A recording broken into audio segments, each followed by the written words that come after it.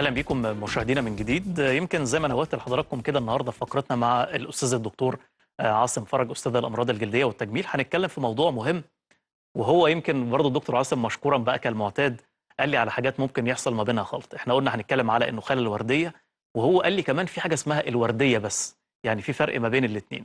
فالنهارده هنحاول نوضح الفروقات ما بين المصطلحات المختلفه او طبيعه المرض ده وطبيعه المرض ده، ازاي ده ممكن يكون مؤثر، هل في فئه معينه بيصيبها ولا لا، هل رجاله هل ستات هل اطفال. هنتكلم في كل التفاصيل باذن الله، وهستنى اكيد تليفوناتكم عشان تتواصلوا معانا وتشاركونا الحديث ان شاء الله. ازيك يا دكتور عاصم؟ الحمد لله. نور الدنيا الله كلها. يخليك. حلو قوي تصحيح المفاهيم اللي احنا هنبدا بيه ان شاء الله. هو النخالة الوردية بتريازز روزيا ده فيروس موجود جوه الجسم بس غير معدي، وده مهم قوي. انتشرت ايام الكورونا ومتلازمة ما بعد الكورونا. كانت بتصيب الكل؟ بتريازز روزيا او النخالة الوردية تجيب الجسم كله، محدش يترعب منها لانها بتخف لوحدها. خد بالك شكلها ايه يا دكتور؟ كلها ميداليون عامله زي الميداليه كده، ميداليه في الجسم كله. كويس. بس ده هيقسمها كده دخلوا في الورديه. الثانيه دي الورديه. يعني ايه الورديه؟ دي الورديه؟ الورديه فقط. في فيلم عربي اسمه حارة المواردي. طبعا انا عشان ماليش الا في الجلد يعني فكنت اول ما اسمعها اقول لك الورديه والبتاع. الورديه جايه من لون الورد ده، كل دول ورديه، كل دول ورديه. دي حاجه تانية خالص. الورديه الصراحه هم ليه كلهم ستات كده يا دكتور؟ ما هو ستات نسبتها 5-1. 5-1 للرجال، قليل جدا ما تيجي في الرجاله. لكن انا اللي عايز اقوله لك ان الورديه دي ساعات يعملها ايه؟ الاستخدام السيء للكورتيزون في الوش. من كتر ما هتستخدمه هيبتدي يطلع احمرار و هتلاقي الدنيا لوحدها اتغيرت خالص. على فكرة بيعانوا معاناة من وشهم لأن الشمس تتعبهم، عينيهم بتتعبهم، بتبتدي وشهم يعني مشاكله كتيرة قوي كمان. هي بتتخطى الوش يا دكتور للجسم ولا الوش بس؟ لا الوش بس. والوش بس، ونادرا انما تقوم جايبه العين. ساعات بقى العين تحمر قوي. الروزيشيا بيسموها التهاب في العين يعني. انما اللي اهو راجل اهو. بس ده خد بالك النسبه دي دايما الناس تحفظها من المنظر. يعني كل صورة 8 ستات هيلاقي واحدة راجل عنده. لكن الوردية كذا نوع. الوردية كذا نوع. أسوأهم على الإطلاق حاجة اسمها راينوفايما، يعني المناخير تكبر. شوف دي خفت مرة واحدة. هي نفس الحالة يا دكتور؟ هي كل دي خفت ما بقاش عندها حاجة. بس كانت صعبة قوي حالتها في البداية. طبعا. بس دي روزيشيا فالمينانز يعني ايه برضه. وانا اشكر بالاسم بقى المرة دي توني والله.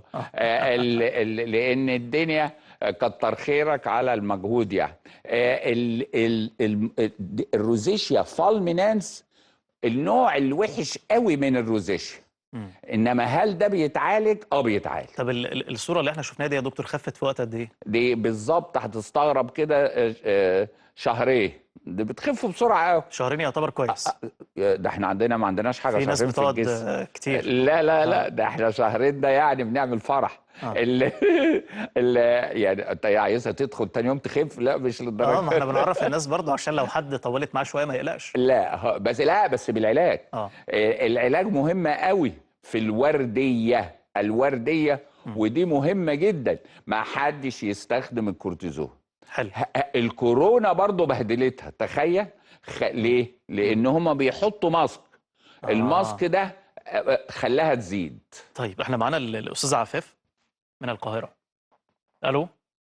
السلام عليكم. وعليكم السلام ورحمه الله وبركاته. اكلم الدكتور من فضلك لو سمحت؟ اتفضلي يا فندم اتفضلي. ايوه. ازيك يا دكتور عاصم؟ الحمد لله يا فندم. ازيك يا مدام عفاف؟ الله يخليك. والله انا يعني بيجي لي هرش جامد جدا في ايديا وفي رجليا وفي صوابع رجليا وايديا، بقالي فتره 10 سنين ومش راضي يخف، وخدت كل ادويه الحساسيه. ممكن اسالك 3 اسئله بس؟ نمره واحد، نعم. بقاله قد ايه؟ 10 سنين. اكتر من 10 سنين. ومفيش قرش فظيع. فتره عمريه كان هدي؟ مفيش الشتاء او الصيف كان هدي ولا استمرار صيف شتاء؟ في الشتاء بيبقى هادي شويه. بيزيد في الشتاء؟ لا بيهدى. لا بيزيد في الصيف ويهدى في الشتاء شويه. حاضر. اخر سؤال، هو انت جلدك جاف؟ جاف قوي. جالك كورونا؟ جات لي كورونا السنه اللي فاتت. ربنا يخليكي لنا. انا عايزك بقى تسمعي، وفي تحاليل هطلبها من سيادتك تعمليها لنا وتبعتيها لنا، وانا هديك العلاج على طول. حاضر. الف سلامه عليك يا مدام عفاف، الف مليون سلامه. الله يخليك. اتفضل يا دكتور عاصم. نمره 1 و2 و3 تعمل لنا تحليل وظائف الكبد والكلى. كويس. دي سهله، مش هتاخد من اي معمل اي حاجه. ليه؟ نشوف لها علاقه. والسكر، 3 حاجات اهم عمال اقولهم. السكر نشوفه، ده يؤدي الى الهرش. الكبد والكلى. ال3 حاجات دول، لا هو فيه نوعين الهرش بقى، لا في علامات بتظهر وقت الهرش، لا ما فيش علامات بتظهر، يبقى العيان بيهرش ببطن ايده. اسهل من كده ما فيش. طول اليوم بيهرش، اسهل من كده كمان ما فيش. ده جلد جاف. الجلد جاف ده ضروري نطريه. الجلد الجاف ده يعني وظيفتنا الترطيب ثم الترطيب ثم الترطيب، وبعيد خالص عن اي نوع من انواع الكورتيزون. الترطيب دلوقتي بقى علم لوحده، ان انا ارطبها وما تحطش كورتيزون وما تهرش بضوافرها وما تستخدمش الليفه. دي مدى الحياه. عمرها ما هتشتكي تاني. طب قول لي يا دكتور، بالنسبه بقى للناس اللي بتستخدم انواع مختلفه من الشاور والشامبوهات، هل ده يأثر على الجلد الجاف؟ طبعا بيخليه ياكل. يعني ايه ياكل؟ فاحنا بنستخدم الصابونه الترطيب او الفوم بتاع الترطيب بدون ليفه. الليفه تهيج وما الحاجات دي هتكلفني لو استخدمتها؟ لا، ده انا بالعكس هوفر، ده انا هشيل لها الليفه. لا اللي هو حمى ماما. انت عارف العيال الصغيره عايزين يبيضوا. في ناس ما بتقتنعش الا بالليفه. انت هتقول لي فاكرين انهم هيبيضوا، فيقوموا مدينها قال لك عشان ابقى ابيض زي الممثله الفلانيه. فالمهم هي ديت لو طلعت الحكايه دي هتلاقي نفسها اتحسنت جدا. ترطيب والمي والترطيب دايما على الجلد اللي مبلول مرطب، فهتلاقيها اتحسنت خالص يا وما استخدمش الفوطه بعنف والكلام ده. الفوطه دي اصل في ناس تقعد تنشف ساعه. هي ولا حاجه، هي استحلت التنشيف. يعني ايه؟ لان الاحساس هو بيهرش بالفوطه وبيستسكى، صح كده؟ طبعا. في هراشه. يعني في ناس تبتدي تجيب الهراشه ودخلوا في مرحله دي اللي احنا بنسميها جلد جاف تأتبي. المهم الجلد الجاف ده ترطيبه سهل. ترطيبه صدقوني سهل. انا عارف انا بقول ايه، بس ما يستخدمش ضوافره، لان لو ابتدى يستخدم طيب نطلع لفاصل يا دكتور. بعد الفاصل نرجع نستكمل حديثنا مره ثانيه.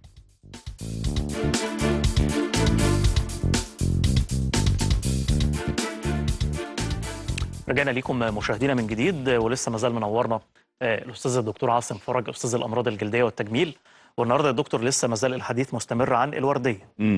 انا للامانه ما كنتش اسمع عن الورديه، كنت اسمع عن النخاله بس.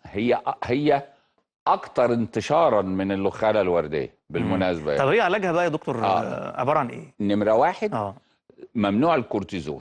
كويس خالص، ما يتحطش في الوش. مش اي حد وشه يحمر الورديه يقوم حاطط فاكر انه هيضيعها.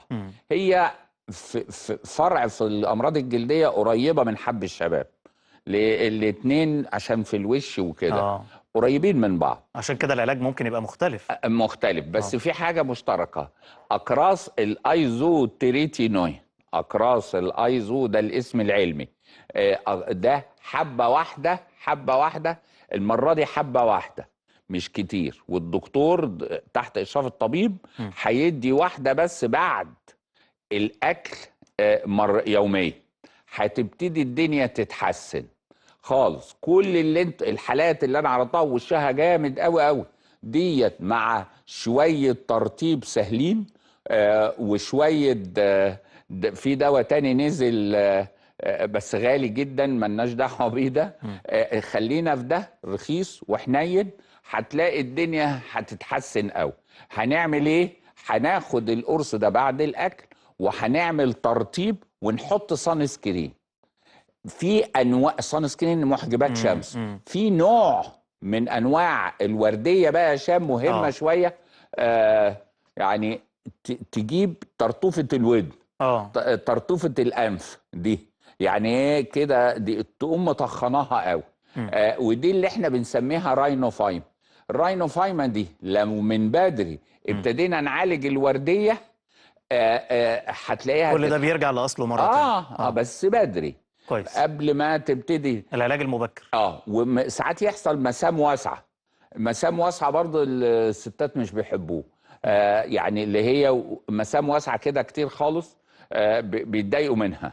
فديت مع العلاجات اللي انا بقولها بجرعه ضعيفه جدا الدنيا تتغير بامر الله. طيب معانا مدام امل. الو. الو، السلام عليكم. وعليكم السلام ورحمه الله وبركاته. اهلا يا مدام امل. ازيك، عامل ايه؟ ممكن الحمد لله يا اكلم فندم. دكتور عاصم؟ اتفضلي. ازي حضرتك يا دكتور الحمد عاصم؟ لله يا فندم. حضرتك انا كنت عاوزه اقول لحضرتك على حاجه في شعري. انا كنت جايبه توأم وشعري دلوقتي للاسف واقع خالص وخفيف جدا جدا. ولدتي من قد ايه يا مدام امل؟ سنتين. ايه؟ من سنتين يا دكتور. سنتين. طب ولسه لغايه دلوقتي شعرك بيقع؟ بيقع ومفيش تقريبا، لما بعمله كده بالتوتال مفيش خالص. اخر سؤال، هو حضرتك جالك كورونا؟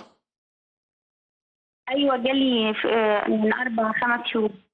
يعني في الوقت اللي ما بعد الولاده؟ لا لا. ما انت اللي قلت من 5 لا، هو شهور. دكتور عاصم يا مدام امل عايز يسالك على حاجه. طبيعه شعرك قبل الكورونا ايه وبعد الكورونا ايه؟ لا لا لا. يعني هي الوقوع طبيعة الشديد ده كان بعد الكورونا ولا كان من قبل؟ لا، هي الطبيعة واحدة. لكن هو خفيف. هقول لسيادتك دلوقتي تمام التمام. هقول لحضرتك. شكرا ليكي مدام امل والف سلامه عليك. اتفضل يا دكتور. مدام امل اولا من المنوفيه وانا برحب بيهم يعني. الحاجه الثانيه حصل لها 2 حادثه. ولدت واحنا عندنا ما بعد الولاده لمده 6 شهور الشعر يقع. ما بعد الرضاعه برضو لمده 6 شهور الشعر يقع. وبعد ال6 شهور هتلاقي شعرها يبتدي يرجع عادي جدا. بنسميها بوست بارتم او اللي هي ما بعد الولاده او الرضاعه. دي سهله. جالها بقى ايه الحادثه الثانيه؟ ايه هي؟ قالت لك من 5 شهور جالي كورونا. الكورونا دي برضو توقع الشعر. يعني ايه برضو توقع الشعر؟ هي كمان بس الكورونا توقع الشعر اعنف وابعد. ابعد يعني ايه؟ بس هي في الاصل شعرها خفيف، اللي احنا بنسميه ايه، اللي انت عارفها دي الثيننج. ثيننج ان نحفت الشعر. طب هي تعمل ايه يا دكتور؟ هتاخد العلاج تكمل كل الفيتامينات اللي كانت بتاخدها ايام الكورونا ما توقفهاش. يعني في فيتامينات بس. هتبتدي ترجع شعرها طبيعي جدا جدا جدا وما تخافش. انا متاكد من اللي بقوله. بس بياخد وقته. طبعا لا ده هياخد كتير. لان الكورونا غير الولاده. خد بالك جالها 2 حادثه، سخونه، كورونا، ادويه، كل والولاده والرضاعه كل ده بيوقع الشعر. لا ان شاء الله على خير. معانا كمان استاذ احمد. الو استاذ احمد. الو. طيب حاول تكلمنا مره ثانيه يا استاذ احمد. اتفضل يا دكتور. نكمل الورديه. فاضل لنا دقيقه. حاضر. الورديه انا اي حد وشه يحمر، والكلام ده مهم شويه. اي حد وشه يحمر ويبتدي يطلع له حاجه كده زي الدمام، هيروح لطبيب الجلديه هيبتدي يعالجه له بسرعه جامده جدا. ايه هي؟ هيبتدي يتولاه. لكن عنده روزيشيا او عندها روزيشيا تخلي بالها انها ممكن ترجع لها اي وقت في عمرها. انت عارف الحاجات الحادقه تجيبها، تهيجها جدا. الشاي السخن كده تهيجها، الحاجات السخنه تهيجها، الشمس تهيجها. احنا خلاص قلنا بقى في محجبات شمس هنحطها، يبقى خلص الموضوع. انما السبايسي فود يخليها تتهيج. الحاجات اللي اكتر من كده، الحاجات السخنه قوي، الشتاء يجي عايزين يشربوا بقى يعني شاي سخن وسحلب ومش عارفه ايه، تلاقيها الدنيا زنهرت. هو يا دكتور المحجبات الشمس بتتحط فعلا في المطبخ مع الحراره؟ دي معلومه كنت مأخرها شويتين، لانها تحمي من حراره المطبخ زي ما بتحمي من حراره الشمس. بدليل اخر حاجه ان اخواننا لما بيروحوا الحج والعمره وبيبقوا هم عندهم واقي، بيحميهم من حراره الشمس. بيحميهم من حراره الشمس. كل دي والله يا دكتور نصايح غاليه جدا، واكيد الناس استفادت بيها النهارده. ربنا يخليك، وسعدنا بوجودك يا دكتور عاصم. شكرا جزيلا. المره الجايه النخاله الورديه بامر الله ونربط ما بين الاثنين ان شاء الله. الله يخليك. بشكرك جدا يا دكتور عاصم، شكرا جزيلا. وبشكركم مشاهدينا على حسن وطيب المتابعه، وبكره باذن الله حلقه جديده من صباحك مصري.